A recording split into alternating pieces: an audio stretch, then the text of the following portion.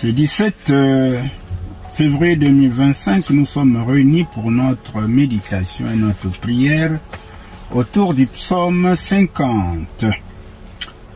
Alors, de quoi s'agit-il dans ce psaume? Eh bien, dans ce texte, Dieu demande des comptes à l'homme. 3 thématiques sont évoquées dans ce cantique. La première thématique, Dieu est le juge suprême, ce que nous pouvons lire au verset 1 à 6. En sa qualité de juge souverain, Dieu convoque le ciel et la terre pour être jugés. Ensuite, il publiera sa justice. Un Dieu resplendissant qui a devant lui un feu dévorant. Autour de lui, c'est l'ouragan. Le feu dévorant et l'ouragan sont des symboles de sa sainteté et de sa puissance. Celui qui n'a pas marché dans la sainteté ne peut pas tenir devant lui. La deuxième thématique.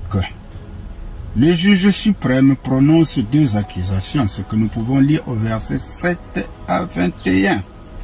La première accusation, le formalisme religieux, versets 7 à 15. Il ne suffit pas d'accomplir des gestes rituels. Ce qui compte, c'est le cœur reconnaissant et non pas seulement les signes d'action de grâce à travers vos holocaustes.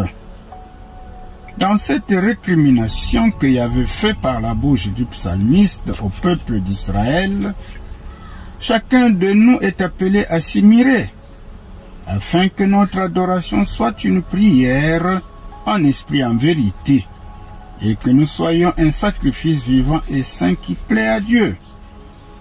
Comme fait Romains 12, versets 1 à 2. La deuxième accusation, l'hypocrisie ou la rébellion, ce que nous pouvons lire au verset 16 à 21. Un peuple qui rabâche les lois de Dieu, mais dont le cœur est loin d'obéir à ses commandements, est un peuple cupide qui forge la malice et le mensonge, fait cause commune avec les adultères, calomnie son frère et déshonore sa famille. En termes clairs, il convient d'honorer Dieu avec un cœur brisé, plein de générosité et d'amour sincère. Autrement dit, le chrétien doit marcher dans la droiture. Le psaume cherche à définir la vraie nature de l'adoration. Ce que nous pouvons lire en Jean 4, verset 40, verset 24. Donc le psaume cherche à définir la vraie nature de l'adoration en dénonçant l'adoration extérieure qui ne transcende pas la vie du croyant, mais l'élève à l'hypocrisie. Il n'y a pas contradiction dans les termes pour celui qui rabâche les lois et les exécute, mais une interaction à trouver entre la connaissance des commandements et l'agir. Enfin, troisième thématique, le juge suprême offre une solution, ce que nous pouvons lire au verset 22 à 23. La condamnation définitive est ajournée pour que le coupable ait le temps de revenir au culte que Dieu réclame pour celui qui l'honore, et il le sauvera. Voilà la solution du juge suprême. Alors, quelle pensée nous inspire ce psaume, le psaume 50? Eh bien, devant Dieu, tout être humain est nu. Si nous marchons dans la vérité, la parole affranchira notre conscience qui trouvera sa joie dans la présence du Seigneur. Par contre, la vie d'hypocrisie nous tiendra en haleine devant la justice de Dieu. Eh bien voilà, mes bien-aimés dans le Seigneur, le message du psaume. À présent, prions le psaume avec un cœur sincère. le Dieu des dieux, Yahvé, a parlé. Du lever du soleil jusqu'à son couchant, il a convoqué toute la terre. De Sion, la toute belle, tu resplendis. Voici venir notre Dieu, il sort de son silence. Devant lui passe un feu dévorant, autour de lui c'est la tempête. Il s'adresse aux cieux là-haut, puis à la terre. Il les convoque au jugement de son peuple. Rassemblez devant moi mes fidèles, ceux qui sacrifient, qui ont juré mon alliance.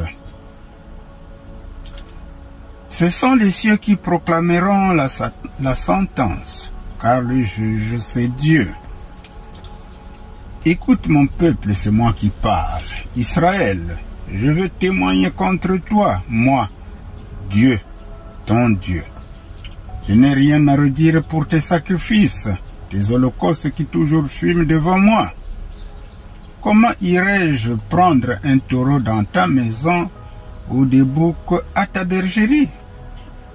J'ai pour moi tous les animaux de la forêt, les bêtes des montagnes, et ce sont des milliers. Je connais tous les oiseaux des cieux, tous les bétails des champs m'appartiennent.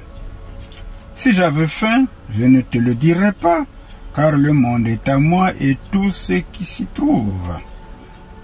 Est-ce que je mange la viande des taureaux? Est-ce que je bois du sang de bouc? Offre à Dieu pourtant le sacrifice d'action de grâce et donne au Très-Haut ce que tu as promis. Appelle-moi au temps du malheur pour que je te délivre et que tu rendes grâce. Mais alors Dieu dit aux méchants, pourquoi viens-tu réciter mes commandements?